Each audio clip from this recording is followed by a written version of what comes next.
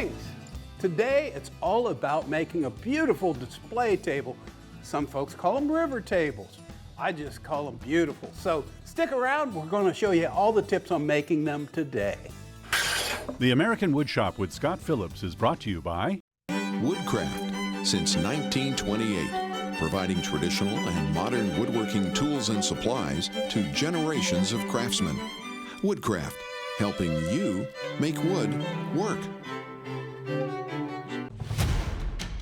Pro Tools, for tool pros.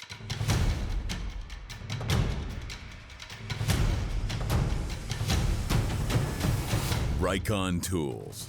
Woodcraft Magazine. Projects, plans, and web links designed to help you make wood work. P.S. Wood, home of Timberwolf Swedish silicon steel bandsaw blades and super sharp scroll saw blades. A bed to sleep on. A table to share meals. A house that feels like a home. The Furniture Bank of Central Ohio, providing furniture to neighbors in need. Now, before I build a one-of-a-kind display table, actually two, it all starts with the wood. Okay, where do you find the wood for these grand creations? Well, behind me, look at this pallet. And Dave Mosier of Urban Timber Mill off to see where these came from. Woohoo!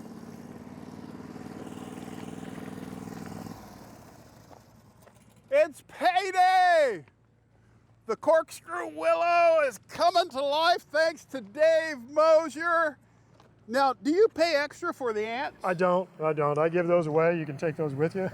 Can you imagine that filled with epoxy resin? I can. That'd be nice. You gotta kind of glue that on a little bit. You don't want that splitting off. No, glue it on. I'm going to fill that with epoxy. I'm going to put a light strip in there. Yeah, we're getting into some spalting here. Oh, yeah. Oh, you pay extra for that, too. I pay extra for that. Okay. Well, so you pay extra. Well, no, I'm going to sell it to you because I know you want it. And we're getting into some reds now. This is beautiful. Now, spalting is just when wood has started to decay. This is spectacular, all those ant chambers in there. Now, Dave Mosier of Urban Timber Mill, right here in Troy, Ohio, you will have log will travel, right? That's right. Okay. That's right. You can bring them to me or I will go to you. And he has a kiln. And earlier this season, you saw a segment on kiln drying. And now, Dave, here's the question for you. You milled this log that I planted 15 years ago. And what do you think of it? It's an ugly log. Yes. But it's making really nice lumber. Okay, so this right here is going to become the display table that I'm going to make on the show. But I'm curious, everybody's got a different passion. Look around here at these slabs. Do you see one that's better than this? Well, I like that one. And I think that one would be my second choice.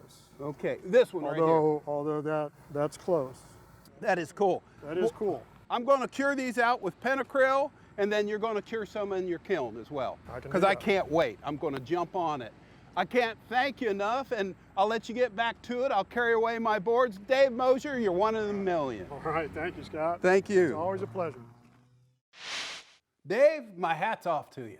Couldn't have done this without you. So here's how this cleaned up, and I'll show you how this is done in just a second.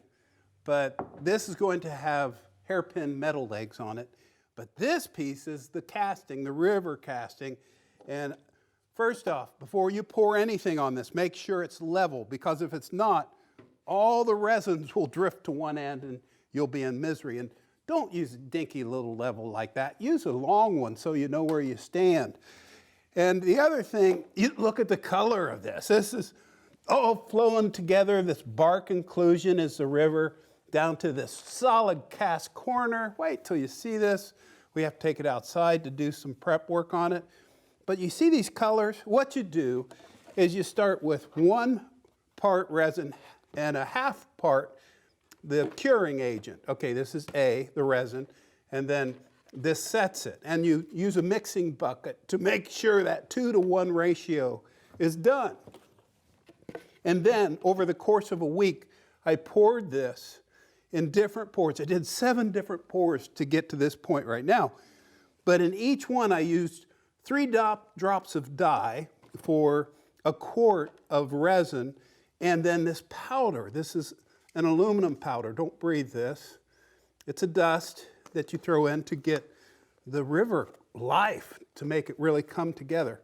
So let's take these outside and get to work.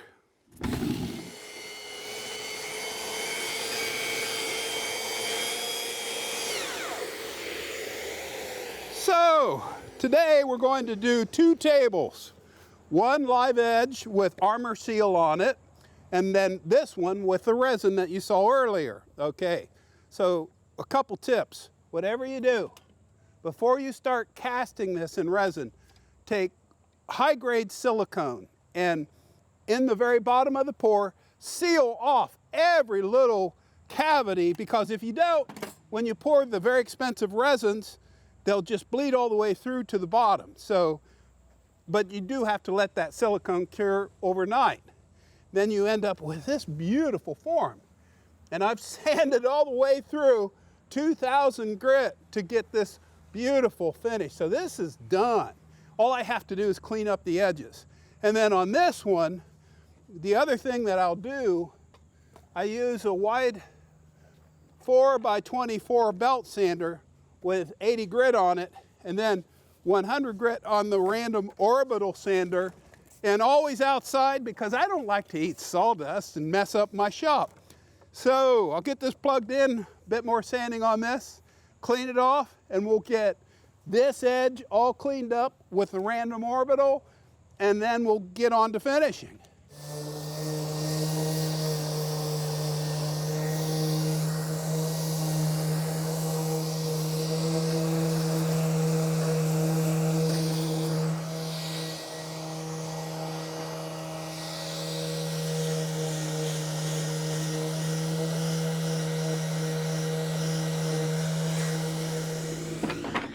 You're looking at the bottom of the live edge slab. Moisture content on this is right around 9%. And these are hairpin legs, 3 of them. Now here's how she goes, up and down, and rock solid. The beauty of 3 legs is it'll never rock, no matter how warped that top gets. But let's check the moisture content right now. Ideally, I want it around 8%. Let's see where we're at. Right now, it's reading right around 10, right at 10. And this is dried through and through, and I treated this with pentacryl so that this arm R seal satin, when it soaks in all the way around, will stabilize it. So take a look at this burl. This is where we're going to start, right here. In the, right there, look at that. Grain just explode. Oh man, I love that look.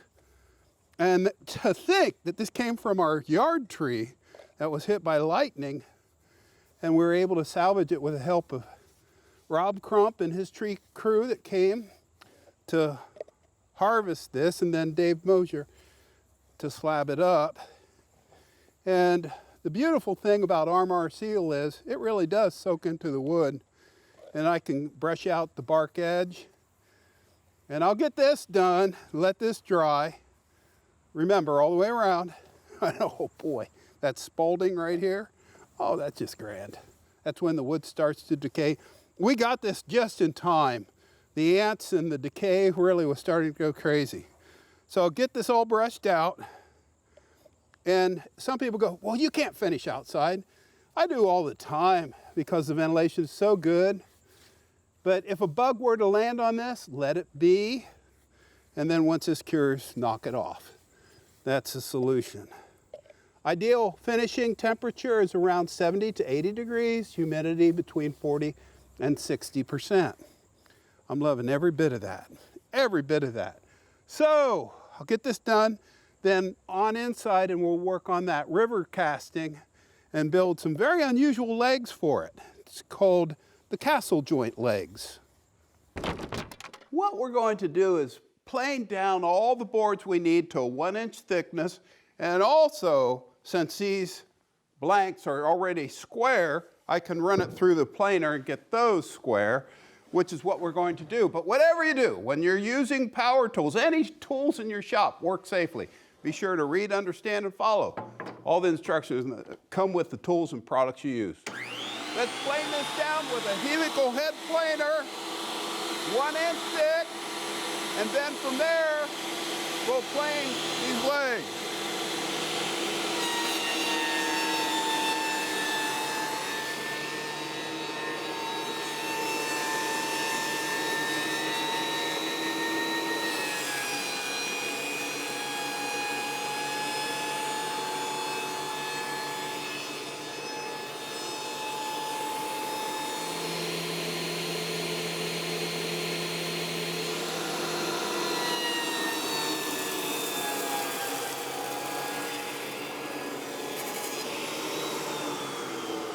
Now, that's a beautiful leg workpiece, and we'll cut this to length at the bandsaw and create this joint that's called a castle joint. More on that later. But before we go any further to do that, the display table needs something to display. Susie's on it. Let's go take a look. Susie, I absolutely love this. Where'd you come up with this idea? Isn't that fun? Well, my sister came up with it, and she had seen it somewhere, I don't know, and wanted one for the boys for their birthdays. I mean, how fun is that, a big birthday centerpiece? Hey, guys, try to blow all these candles out in one breath. Yeah, they may need a little They can do help. it.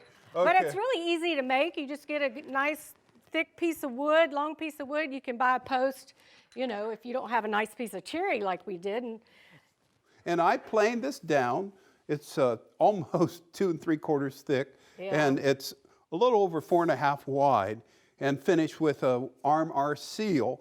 But look at these metal cups. These go in for safety, and the hole has to be just the right size, which is 15/16. Right. You have Yep. the Forstner bit for that. Right. Now describe how you laid out the pattern.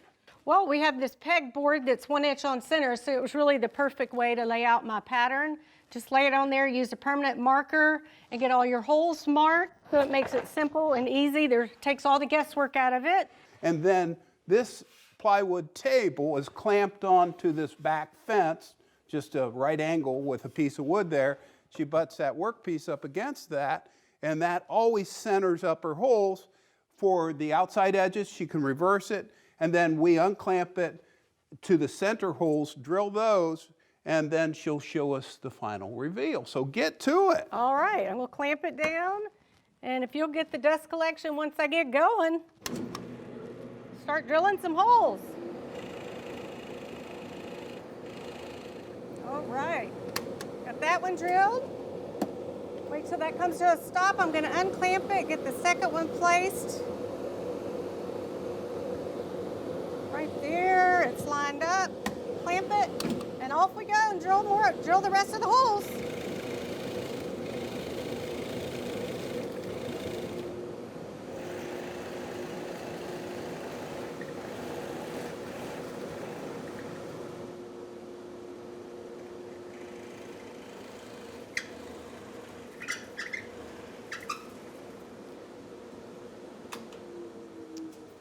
All right. This is where quality control comes in. That's me. And let's push this one out of the way. Yeah. Bring this up. Get all the shavings out. That's good. Yeah. Okay. There. How's the fit?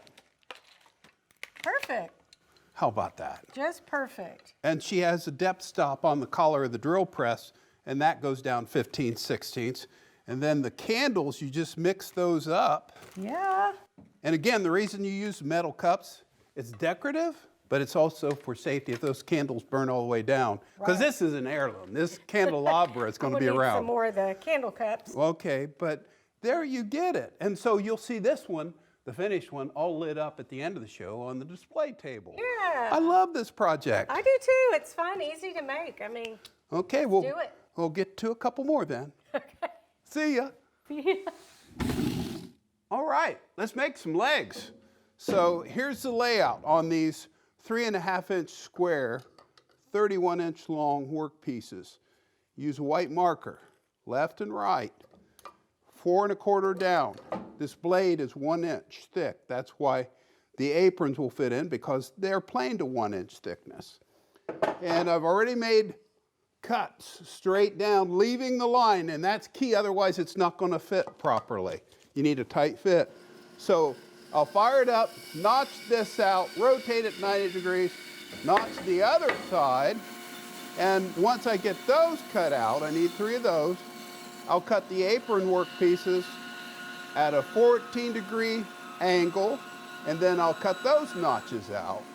And once that's done, we can put everything together.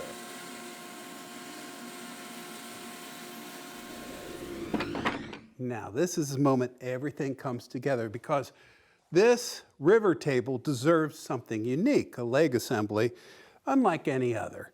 So I'm taking the castle joint that we've seen cut out at the bandsaw, milled to perfection. Now watch, here's the bigger of the 3 posts.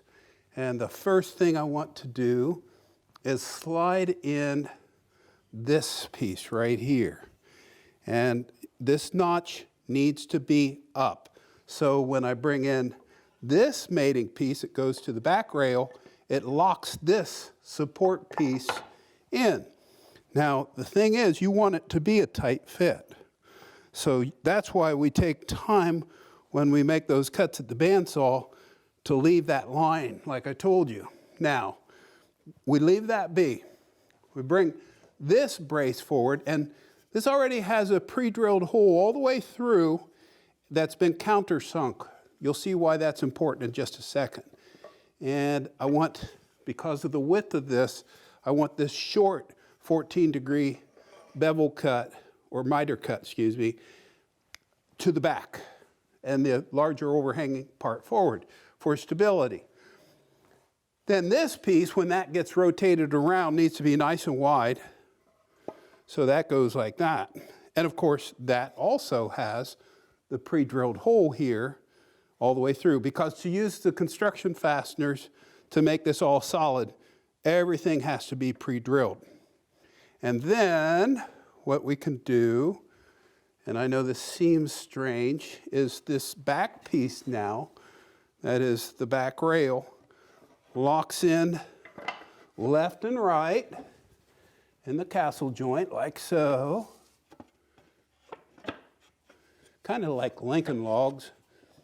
And this joint has been around for centuries, and it's rock solid. And we bring that forward, and now what we can do, again, this is pre-drilled. I'm going to drill a few more, and these notches lock in just like that, nice tight fit. Better bring that post up, because as tight as that is, I don't want to break anything. I'll line that up, bring that back, and voila, there's a leg assembly. Now, it moves a bit, but where did this type of joint come from? It came from China, the Imperial Palace. And those columns have withstood centuries of earthquakes. So now I'm going to bring these forward in those pre-drilled holes. And these have been counterbored so that we can drive those heads down deep enough that the slab won't be impacted. I need that bit right there. Oh boy. To open up that hole just a bit so that I do not split out the wood. And this is when pre-drilling wood and walnut, in this case, saves you a ton of misery down the road. When you go to drive these, you need the right size pilot hole. Here we go.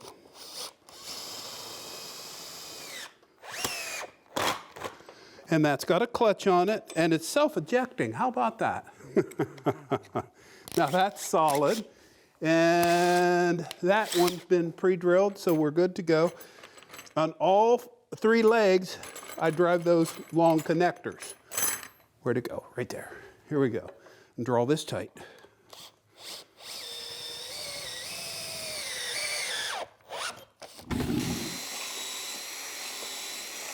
Now, it's very important, an Osage orange, like this column right here, to make sure you're using the right size fastener because it's so dense and so very hard that it could split out and crack because it's kind of like a rock.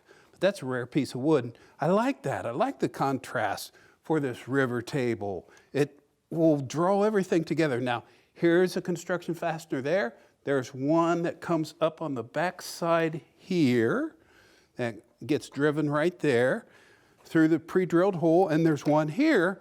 And so now this is the moment of truth, the artistic moment when I swing the slab around and this is ready to go. Because when these come up to the bottom of the table, it will make it very solid. So, clearing the deck, don't want anything in the way. Here we go, the moment of truth. This is the front edge right here. Okay, gotta push the bench dogs down right there and there. And away we go, like so, like this. And if the patterns are right, I need to bring that forward. I don't want this sticking out. I need to bring that forward like that. And that looks really good right there. It's balanced. This end has to come back here because what will make this all rigid is those fasteners underneath. And that's perfect right there. So it gives it the light, airy feeling, and this edge dripping off like that is awesome. So I'll drive the fasteners from below. I'll start on this front edge, right here where you can see it, and draw it all tight.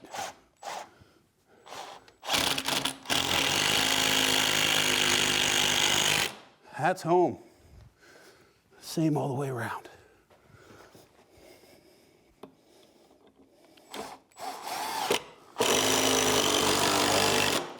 And drill the holes oversized so it allows the wood to expand and contract. Everything's secured. Inside I have the silicone pads down, so no harm, no foul. And the best leg is forward, meaning look at that grain and that stripe, and that right there is why I work with wood, because it definitely rewards you for your efforts. I mean, that's glorious right there. And I like that castle joint assembly. It makes everything nice and solid. And it looks so cool. Very elegant. I like that. Now, look over here. This is the Osage orange. Why do they call it Osage orange? Look at this. Because in time, it really does get orange. Look at that. That's just beautiful. Straight grain. It's rare wood to come by. A guy named Roland Poppy and I used to work the woods together for Hartzell Veneer years ago. God rest your soul. But he had a sawmill, and this came from that sawmill, so that means a lot to me. So I'll finish this out, and then Susie will show you why this is called a display table. Lights, camera, and action. When life throws you a curveball, what do? You swing away. And when the tree got hit by lightning, that became this river table. We had no idea when we harvested it. No. Okay, and a lot of good friends helped us bring this into being. So my hat's off to each and every one of them for enriching my life. Love the table. That's really cool. And the candelabra. Yeah, wow. It's fun. Should we blow it out?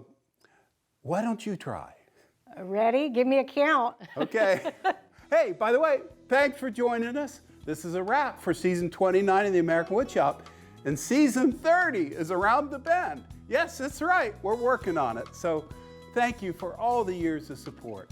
And whatever you do, the one challenge from us to you is whatever you do in your shop, make it your own. And just create a way and make beautiful things for the ones you love. See ya. Okay. See ya. Ready? Go. Teamwork! Woodcraft, since 1928, providing traditional and modern woodworking tools and supplies to generations of craftsmen. Woodcraft, helping you make wood work. Pro Tools. For tool pros.